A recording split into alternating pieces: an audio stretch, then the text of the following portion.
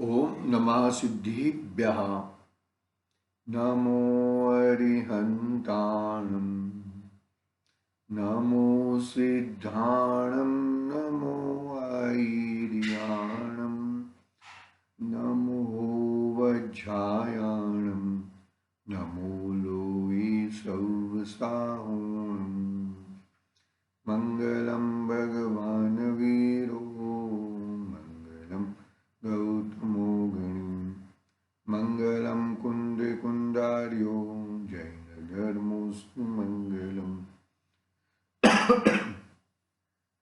सर्वमंगल्य मंगल्यम सर्वकल्याणकारकम प्रधानम सर्वधर्माणां जैनम जयतु शासनम जैनम जयतु शासनम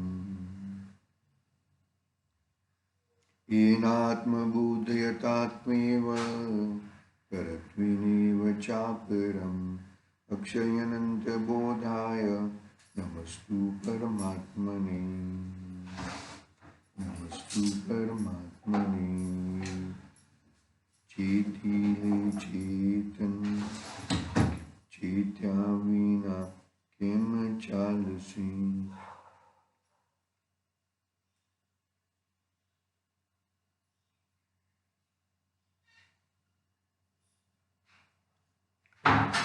आश्री समाधि तंत्र नामक महान ग्रंथ अपने सामने विराजमान है।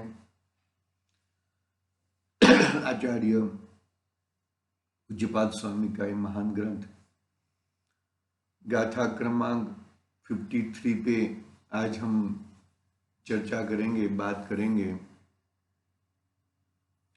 52 में यह बात आई कि योग का परिणमन से यह जीव योग का यानी कि मन योग, वचन योग, काय योग में प्रवृत्त होने से उसको आत्मा का संबंध में दुख अनुभव होता है, और जब योग का परिणमन को छोड़कर अपने आत्मा में जब जाता है तब उसे सच्चा सुख होता है। और जो आत्मा में जाएगा वो सुखी नहीं होएगा, ऐसा हो सकता नहीं है। ऐसा सुमेशा ग्रंथाधिराज में अमृतचंद्र आचार्य देव ने 23 नंबर के श्लोक में ऐ कथममि मत्वा कि तू मरकर भी यह तत्व का कुतूहली बन, तुझे यदि मरना पड़े तो मर जा, लेकिन ये तत्व का कुतूहली मतलब इतनी उत्कृष्ट पुरुषार्थ कर और ये तत्व का कुतूहली बन। बुद्धिपूर्वक ऐसा तू निरंतर ईमानदारी पूर्वक यदि जो तूने एक 48 मिनट तक यानी कि एक अंतर मुहूर्त तक यदि जो तूने यानी 2 घड़ी तक यदि जो तूने काम किया तो निश्चित रूप से तुझे अपना आत्मा यानी कि सम्यक दर्शन यानी कि संवर भाव, संवर तत्व प्रकट होएगा। यह बात आचार्य देव, अमृतचंद्र आचार्य देव की कही। अभी यही बात को आगे बढ़ाते हुए आचार्य देव अपना पूज्यपाद स्वामी इसी प्रकार की भावना इस भावना इस प्रकार की करना चाहिए। मतलब वो जो मुझे आत्मा में रहना है, मुझे आत्मा संबंधी में और जानकारी करनी है और मुझे अपने स्वभाव में ही ज़्यादा समय तक रुकना है, तो उसके लिए गाथा क्रमांक 53 में आचार्य पूज्यपाद स्वामी यह कहते हैं, पढ़ते हैं हम गाथा क्रमांक 53। तद्ब्रूया तत्पारा न पुच्छे तदिच्छे तत्परो भवेत येना विद्यामयं रूपं त्यक्त्वा विद्यामयं वज्रते। कथन पृच्छना कामना तत्परता बढ़ जाए, ज्ञानमय हो परिणमन मिथ्या बुद्धि नशाय। क्या कहा? कथन पूछना, कामना, तत्परता बढ़ जाए और ज्ञानमय हो परिणमन मिथ्या बुद्धि नशाय। कहते हैं यदि जो तुम्हें पढ़ना, पूछना, उसकी कामना करना, उसमें तत्परता रहना, और वो ही ज्ञानमय, ऐसा क्षोक्षम ज्ञान की बात नहीं है यहाँ पर, पंडिताई की बात नहीं है यहाँ पर। बस में देखो, पढ़ते हैं हम अनुवाद पढ़ते हैं, 53 नंबर श्लोक का अनुवाद पढ़ते हैं। देखो, तत् ब्रूयात लिखा है, तद ब्रूयात लिखा है ना, वो उस आत्म स्वरूप का कथन करे। जो भी बात करे तो बात में सिर्फ आत्मा उद्धोत हो, आत्मा संबंधी उद्धोत हो। चरणानि योग भी पढ़ रहा हो तो भी आत्मा संबंधी उद्धोत हो, कर्णानि योग पढ़ रहा हो तो भी आत्मा संबंधी उद्धोत हो, और प्रथमान योग पढ़ रहा हो तो भी आत्मा संबंधी उद्धोत हो। और ये क्या है, कौन सा ग्रंथ है? आध्यात्मिक ग्रंथ, यानी कि द्रव्यान योग संबंधी हो तो भी आत्मा संबंधी उद्धोत हो। उस आत्म स्वरूप का कथन करे, उसे दूसरों को बतलावे, दूसरों को बतलावे, अन्य जीवों को भी उसमें जोड़े। देखो कितना बात करते हैं। देखो, उस आत्म स्वरूप का कथन करें, दूसरों को बतलावे, उस आत्म स्वरूप को दूसरे आत्मानुभवी पुरुषों से, विशेष ज्ञानियों से पूछे। क्या कहा? उस आत्म स्वरूप को, यानी कि मेरे आत्म स्वरूप में कैसे प्राप्त करूं, उस आत्म स्वरूप को दूसरे आत्मानुभवी पुरुषों से, यानी कि विशेष ज्ञानियों से पूछे। फिर आगे उस आत्म स्वरूप की इच्छा करें, उस आत्म स्वरूप की इच्छा करें, उसकी प्राप्ति को अपना इष्ट बनाए। किसकी प्राप्ति? आत्म स्वरूप की प्राप्ति को इष्ट बनाए, और उस आत्म स्वरूप की भावना में सावधान हुआ आदर बढ़ावे, जिससे उस अज्ञानमय बहिरात्म रूप छूटकर ज्ञानमय परमात्मा स्वरूप की प्राप्ति होवे। क्या कहा? कि हाँ, उस आत्म स्वरूप की भावना में सावधान हुआ आदर बढ़ावे, जिससे यह अज्ञानमय बहिरात्म स्वरूप छूटकर ज्ञानमय परमात्मा स्वरूप की प्राप्ति हुए, ज्ञानमय परमात्मा स्वरूप की प्राप्ति होवे। इस तरह की भावना यहाँ पर भाई है। बहुत ही सुंदर बात है, कुछ इसमें कोई गलत बात नहीं है। पहले तो आत्म स्वरूप का कथन करें, निरंतर उठते बैठते जहाँ पर भी हो वहाँ पर आत्मा का संबंधी उद्धोत रखे, अपने मन में, अपने वचन में और अपने काय में। बराबर है? दूसरों को भी उसकी बात बताए, कितनी अच्छी बात कही, सभी को जुड़े। उसमें आचार्य देव कहते हैं खुद तो जुड़े और साथ में दूसरों को जुड़ावे, दूसरों को बतलावे। बरोबर है? फिर कुछ समझ में नहीं आता है तो उसके आत्मस्वरूप को जानने के लिए, प्राप्त करने के लिए दूसरे आत्मानुभवी यानी कि विशेष ज्ञानियों से पूछे, उस आत्मस्वरूप की इच्छा करे, उस आत्मस्वरूप की प्राप्ति का इष्ट बनाए, और उस आत्मस्वरूप की भावना में सावधान हुआ आदर बढ़ावे, जिससे यह अज्ञानमय बहिरात्मा रूप छूटकर ज्ञानमय परमात्मा स्वरूप की प्राप्ति होवे। ज्ञान स्वरूप, ज्ञानमय स्वरूप की प्राप्ति होवे। जब तक ये रिजल्ट नहीं आता है तब तक इसका पुरुषार्थ निरंतर करें, कथन करें, दूसरों को बतावे। अपने को मालूम नहीं पड़ता है तो विशेष ज्ञानियों से, आत्मज्ञानियों से, आत्म स्वभाव दृष्टि वालों से पूछें, उसमें उस आत्मस्वरूप की इच्छा करें, उसकी प्राप्ति को अपना इष्ट बनाए। इष्ट देव है ना, तो प्रथम इष्ट देव कौन से हैं? अपना आत्मा, वही अपना इष्ट देव है मूल। तो यहां पर तुम रुक नहीं सकते हो, तो फिर बाहर में पंच परमिष्टि का शरण लो, क्योंकि हमारे पंच परमिष्टि किसके शरण में है? अपने आत्म स्वभाव के शरण में, अपने आत्म स्वभाव में शरण में है। तो उनका अनुकरण करने के लिए मुझे भी मेरे आत्म स्वभाव में जाना पड़ेगा, आत्म स्वभाव का शरण करना पड़ेगा।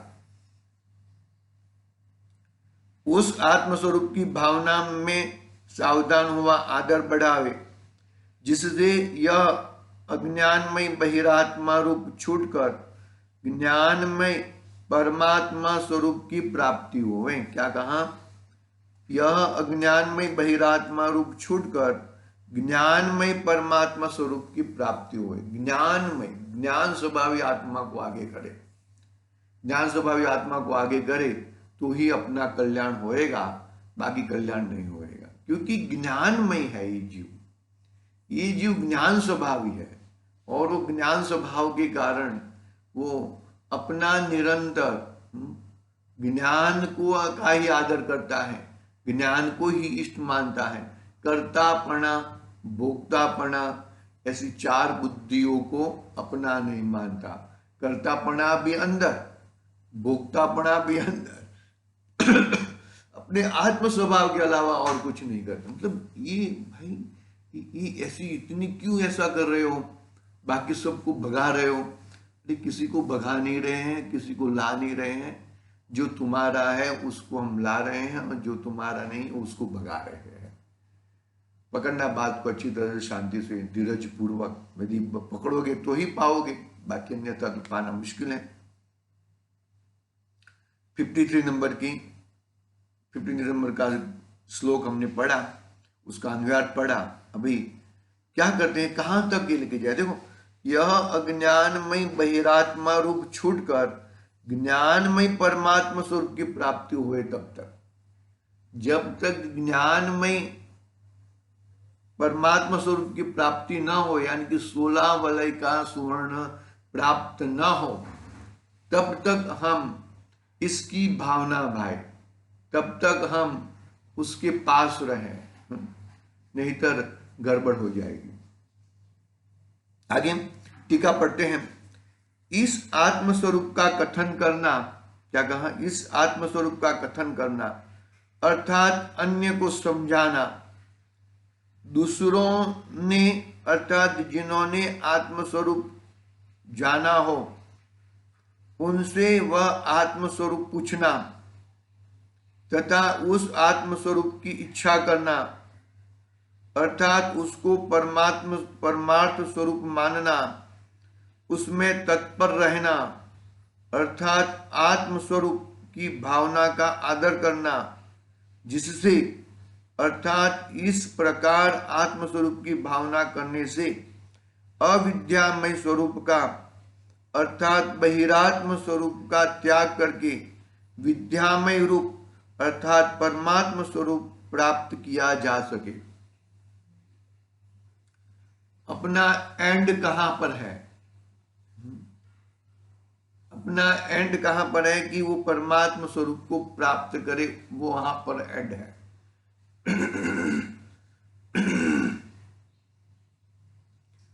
और किधर एंड नहीं है भैया। बहिरात्म स्वरूप का त्याग करके विद्यामय रूप अर्थात परमात्मा स्वरूप प्राप्त किया जा सके, अपना परमात्मा स्वरूप प्राप्त किया जा सके। इसी तरह निरंतर कहते हैं ना, आत्म भावना भावता, है ना, आत्म भावना भावता जीव चहे मोक्ष मोक्ष मोक्ष मोक्ष मिले, ऐसा कुछ है ना कथन। कोई कथन याद नहीं रहते, जरा कमजोरी है। आत्म भावना भावता जीव लहे केवल ज्ञान रे, ऐसा कुछ तो भी है।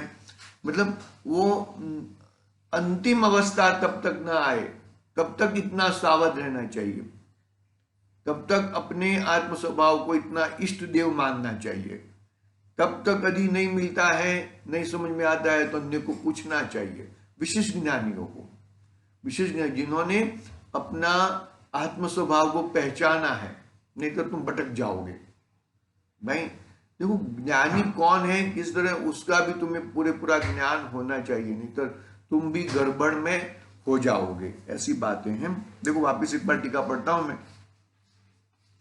उस आत्मस्वरूप का कथन करना, उस आत्मस्वरूप का किताब जो भी जिनवाणी पढ़ते हैं, बातें करते हैं, तो वो उसमें आत्मा का अनादर न हो, इस प्रकार बरोबर है। अन्य को समझाना, दूसरे को भी ये बात कहना कि भाई यहाँ पे ही मजा है।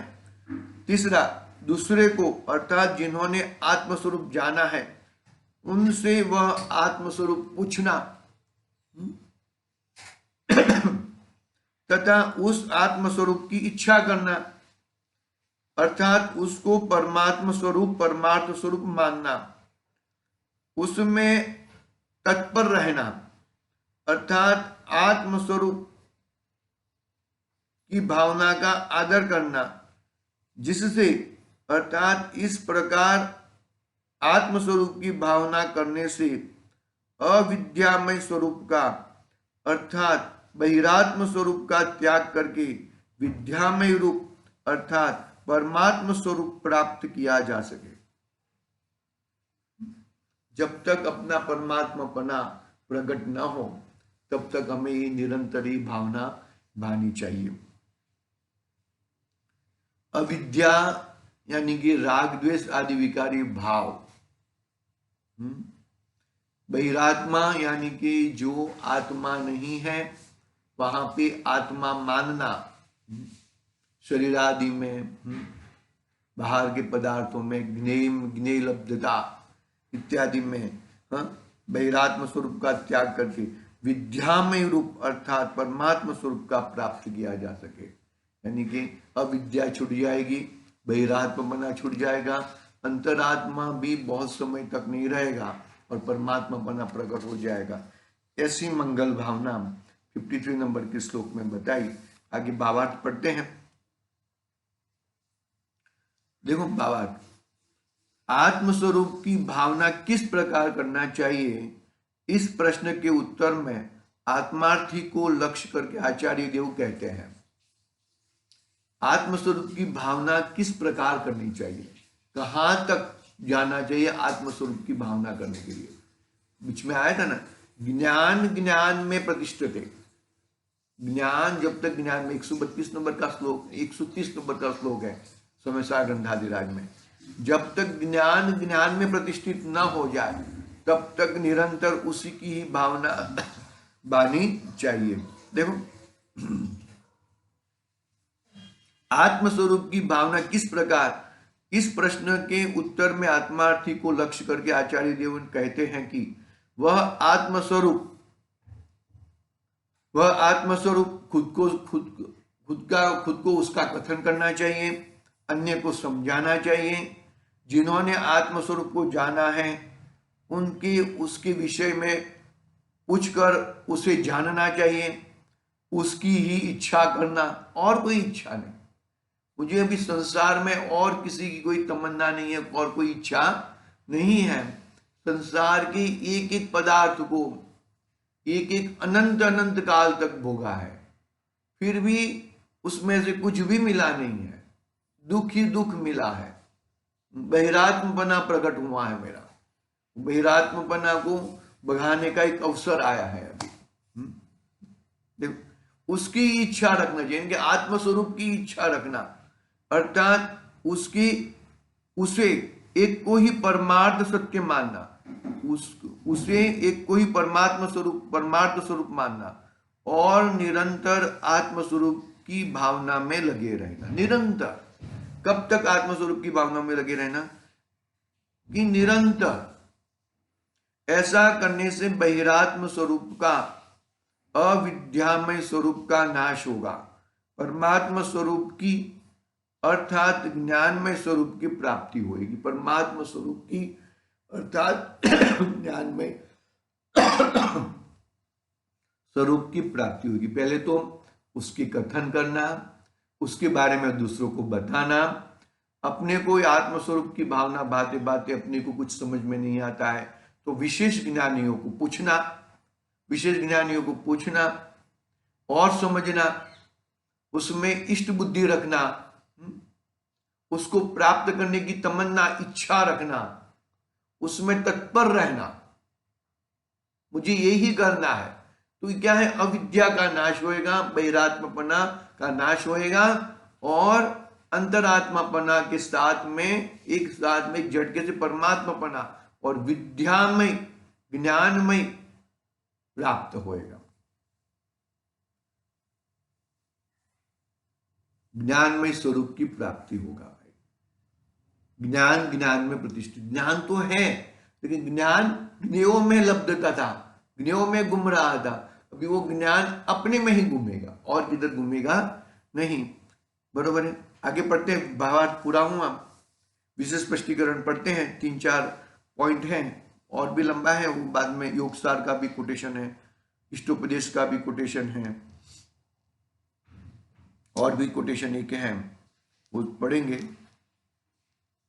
दो कोटेशन कल पढ़ेंगे, सिर्फ ये 4 पॉइंट वो पढ़ लेते हैं, विशेष स्पष्टीकरण प्रारंभ करते हैं। देखो आत्मसिद्धि का भी कोटेशन दिया है। देखो, आत्म संबंधी ही बात कर, संसार संबंधी कोई भी बात मत कर, वैसा करने से बाहर में भ्रमता तेरा उपयोग तत्व निर्णय तक झुकेगा। बहुत मुद्दे की बात कही यहां पर विशेष स्पष्टीकरण में। आत्म संबंधी ही बात कर, और कोई मुझे बात मत कर, और मुझे कुछ नहीं सुनना है। संसार संबंधी कोई भी बात मत कर, वैसा करने से बाहर में भ्रमता तेरा उपयोग तत्व निर्णय की ओर झुकेगा। वैसा करने से क्या होएगा, बाहर में भ्रमता हुआ तेरा उपयोग तत्व निर्णय की ओर झुकेगा। एक बात। दूसरी बात, आत्म संबंधी अधिक ज्ञान के लिए विशेष ज्ञानियों से पूछे, विशेष ज्ञानियों से पूछे, उससे आत्म संबंधी तेरी श्रद्धा स्पष्ट होकर दृढ़ होगी और ज्ञान निर्मल होगा। आत्म संबंधी अधिक ज्ञान के लिए विशेष ज्ञानियों से पूछे, उससे आत्म संबंधी तेरी श्रद्धा स्पष्ट होकर दृढ़ होगी और ज्ञान निर्मल होगा। निर्मल ज्ञान होएगा। क्या कहा, अधिक ज्ञान के लिए, अधिक जानकारी के लिए, कुछ तुम्हारी मिस्टेक हो रही है उसको जानने के लिए विशेष ज्ञानियों को पूछे और उससे आत्म संबंधी तेरी श्रद्धा स्पष्ट होकर दृढ़ होगी और ज्ञान निर्मल होगा। दूसरा पॉइंट, बरोबर ना, निरंतर यही, जहां पे भी मतलब विशेष ज्ञानियों से, हाँ, अन्य ज्ञानियों से, ये सब यही बात पूछे और कुछ बात पूछे नहीं। तीसरा पॉइंट, आत्मा प्राप्ति की ही भावना कर, मुझे आत्मा तत्व की ही प्राप्ति करनी है और किसी से प्राप्ति नहीं करनी है। अन्य किसी पर पदार्थ की अथवा इंद्रिय विषय के सुख की इच्छा न कर। अन्य किसी भी पदार्थ की अथवा इंद्रिय विषय के सुख की इच्छा बिल्कुल मत कर, किसी भी प्रकार की ऐसी इच्छा मत कर। ऐसा करने से बाह्य इंद्रिय सुख के कारण होने वाली निरर्थक आकुलता मिट जाएगी। बाह्य इंद्रिय सुख के कारण होने वाली निरर्थक, फिर अर्थ बिगड़ की, खामाखा आकुलता मिट जाएगी। आत्म स्वरूप की भावना में ही निरंतर अभिरत बन, निरंतर 24 घंटा। आगे क्या है, तुम ये सब अंतर जल्प और बहिर्जल्प से निगोगे तो मैं किससे बातें करूं, कि तू बातें अपने आत्मा से कर, अपने भगवान आत्मा से कर, अपने इष्ट देव से कर, और किसी से बातें मत कर। और किसी से बातें करेगा तो जरूर गड़बड़ गड़बड़ गड़बड़ होएगा। ज्ञानी पुरुष है तो बात अलग है, ज्ञानी पुरुष है तो बात अलग है, लेकिन तो संसारी पुरुषों से, पक्षियों से, झाड़ पैदों से क्या बातें करेगा। 4 पॉइंट बहुत अच्छे कहे, वापिस एक बार पढ़ लेता हूं पॉइंट। आत्म संबंधी ही बात कर, संसार संबंधी कोई भी बात मत कर। कोई अपने सामने घर में बैठे हैं और संसार संबंधी बात, ठीक है, एक दो पॉइंट बात है, उसको लंबाओ मत, उसको वहां पे फुल स्टॉप कर दो और आत्म संबंधी बात करो। देखो क्या कहा, आत्म संबंधी ही बात कर, संसार संबंधी कोई भी बात मत कर। एक बराबर, वैसा करने से बाहर में भ्रमता तेरा उपयोग तत्व निर्णय की ओर झुकेगा। बहुत महत्वपूर्ण ये पॉइंट है। हम लोग बैठते हैं, बातें करते हैं, तो बातें करते हो तो क्या करते हैं, बातें में संसार की बातें करते हैं, इसका ऐसा हो गया, इसका वैसा हो गया, ये ऐसा करता है, वो वैसा करता है। तो ऐसी बातें, ठीक है, कोई कोई है तो बातें कर ली, वहां पे फुल स्टॉप कर लो, वहां पे अल्प विराम मत करो, उसको लंबाओ मत, उसको फुल स्टॉप करके क्या करो भाई, आत्मा संबंधी बातें करना है तो बैठते हैं, नहीं तो फिर मुझे और कोई बातें करनी नहीं है, सीधा बोल सकते हो, कुछ प्रॉब्लम नहीं है। जिसको बुरा लगे तो बुरा लगे, बुरा लगे तो दोबारा ऐसी बातें नहीं करेगा। बहुत ही समझने जैसी बातें हैं, फर्स्ट पॉइंट। फिर अपने आत्म संबंधी के संबंध में दूसरे का क्षोभक्षम कितना है वो जानने के लिए नहीं, मुझे यदि कोई शंका है, यदि मुझे कुछ मालूम नहीं है और उसके संबंधी आत्म संबंधी कुछ सुनना है, तो आत्म संबंधी अधिक ज्ञान के लिए विशेष ज्ञानियों से पूछे, उससे आत्म संबंधी तेरी श्रद्धा स्पष्ट होकर दृढ़ होगी और ज्ञान निर्मल होएगा, ज्ञान निर्मल होएगा। आत्म तत्व की ही भावना कर, आत्म प्राप्ति की ही भावना कर, और कोई नहीं। संसार में मुझे और कुछ नहीं चाहिए, सब कुछ है। मेरा द्रव्य और मेरे द्रव्य के अनंत गुण और उनका ही परिणाम, वही मुझे चाहिए और कुछ नहीं चाहिए। अरे वो भी तेरे पास है, तेरे को दूसरे के पास उसको लेने के लिए जाना नहीं है। आत्म प्राप्ति की भावना कर, अन्य किसी पर पदार्थ की अथवा इंद्रिय विषय के सुख की इच्छा न कर। ऐसा करने से बाह्य इंद्रिय सुख के कारण होने वाली निरर्थक आकुलता मिट जाएगी।